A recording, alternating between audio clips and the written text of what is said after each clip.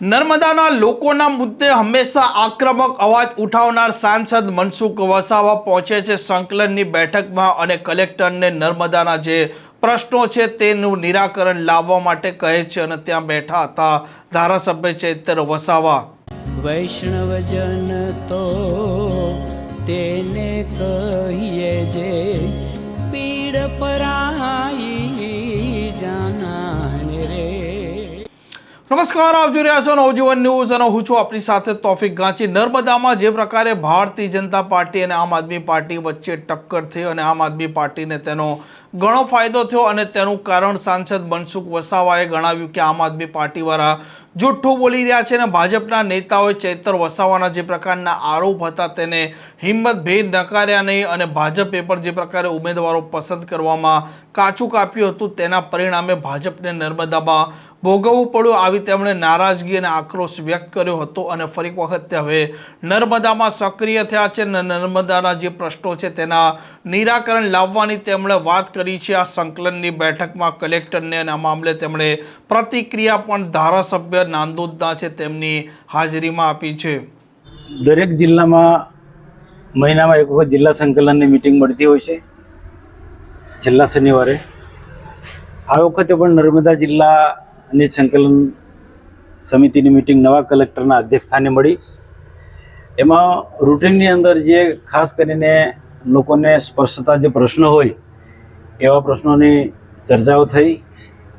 એમાં રોડ રસ્તાની વાત કરું તો 3 મહિના પહેલાં વર્ક ઓર્ડર આપ્યો છે એજન્સીને ડેડિયાપાડાથી બોગોજનો રસ્તો, એ ઉપરાંત બીજા પણ ઘણા બધા રસ્તા છે 3, 4, 5-6 મહિનાથી વર્ક ઓર્ડર આપેલા છે પણ એજન્સીઓ કોઈને કોઈ કારણસર કામ કરતી નથી।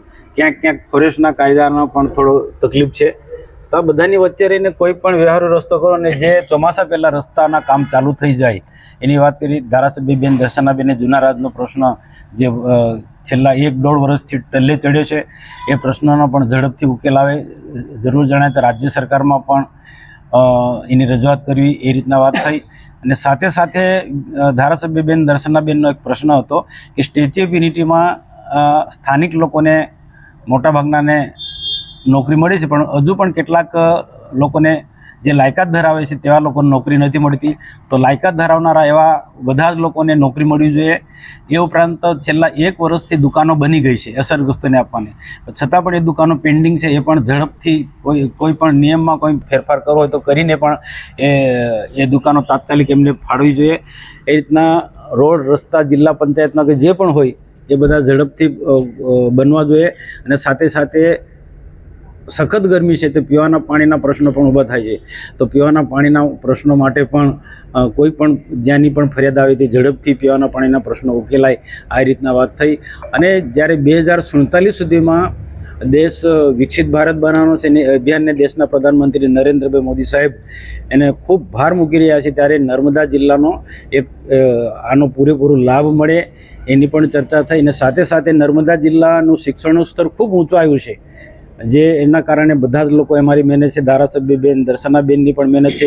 અને ખાસ કરીને દેશના પ્રધાનમંત્રી નરેન્દ્રભાઈ મોદી સાહેબ જ્યારે સ્ટેચ્યુ ઓફ યુનિટી પછી ડેડિયાપાડા બિરસા મુંડાની જન્મજયંતિ ના કાર્યક્રમમાં આવ્યા એ વખતે દેવમોગરા 1.5 કલાક સુધી વિદ્યાર્થીઓ સાથે પરામર્શ કર્યું, એક સારો મેસેજ ગયો જિલ્લાને અને શિક્ષણનું મહત્ત્વ એમને સમજાવ્યું, એની પણ એક અસર જોવા મળી। એટલે નર્મદા જિલ્લાનું શિક્ષણનું સ્તર ખૂબ સારું આવ્યું છે અને હજુ આવનારા દિવસોમાં શિક્ષણનું સ્તર ખૂબ ઊંચું આવે। 10મા ધોરણ કે 12મા ધોરણનું રિઝલ્ટ પણ આપણે ગુજરાતની હરીફાઈ કરી શકીએ એ પ્રકારના આવવું જોઈએ। એના માટે જિલ્લા શિક્ષણ વિભાગને અભિનંદન પામ્યા। આમ ટૂંકમાં કે દર મહિનાની અંદર જે અગત્યના જે પ્રશ્નો હોય એવા પ્રશ્નો આજે જિલ્લા સંકલનની મિટિંગમાં રજૂઆત કર્યા।